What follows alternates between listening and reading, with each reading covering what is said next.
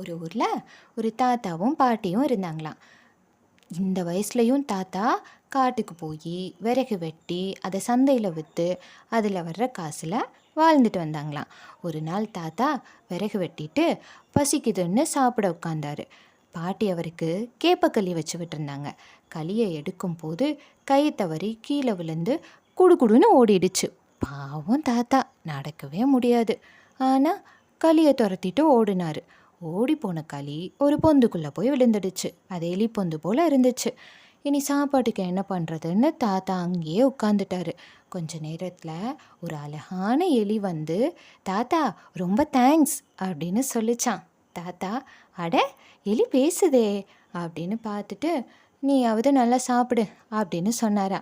எலி சிரிச்சுக்கிட்டே, தாத்தா நீங்கள் எங்களோட அரண்மனைக்கு வரீங்களா அப்படின்னு கேட்டுச்சான். தாத்தா, இந்த சின்ன பொந்துக்குள்ளே நான் எப்படி வர முடியும் அப்படின்னு கேட்டாராம். உங்கள் கண்ணை மூடிக்கோங்க, என்னோட வாழை பிடிச்சிக்கோங்க, அரண்மனைக்கு போயிடலாம்னு எலி சொல்லிச்சான். தாத்தாவும் எலியோட வாழை பிடிச்சிட்டு கண்ணை மூடிட்டாரு.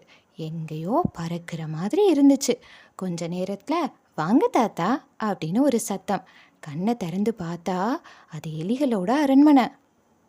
அங்கே குட்டி குட்டியாக பெருசு பெருசாக தாத்தா மாதிரி வயசான எலிகள்னு நிறைய எலிகள் இருந்துச்சு. கூடவே எலிகளோட அரண்மனையில் நிறைய தங்கமும் இருந்துச்சு.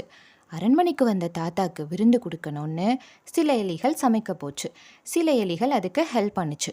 கொஞ்ச நேரத்தில் சமையல் முடிச்சு தாத்தாக்கு சாப்பாடு கொடுத்துட்டு எல்லா எலிகளும் பாட்டு பாடிட்டு டான்ஸ் ஆடிட்டு ஜாலியாக இருந்தாங்க.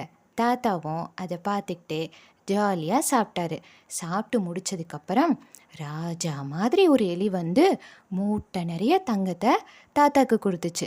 தாத்தா ரொம்ப ஹாப்பியாக திரும்பவும் அதே எலியோட வாலை பிடிச்சிட்டு வெளியில் வந்துட்டார். வீட்டுக்கு போய் பாட்டிக்கிட்ட நடந்த எல்லாத்தையும் சொன்னார். தங்கத்தை எல்லாம் காமிச்சாரு. வெளியில் இருந்து இதை கேட்ட ஒருத்தன் அதே பொந்தில் போயிட்டு ஒரு களி உருண்டையை போட்டான். அதே எலி வந்துச்சு. அவனையும் அரண்மனைக்கு கூட்டிகிட்டு போச்சு. அங்கே போய் தங்கத்தை பார்த்ததும் அவனுக்கு பேராசை.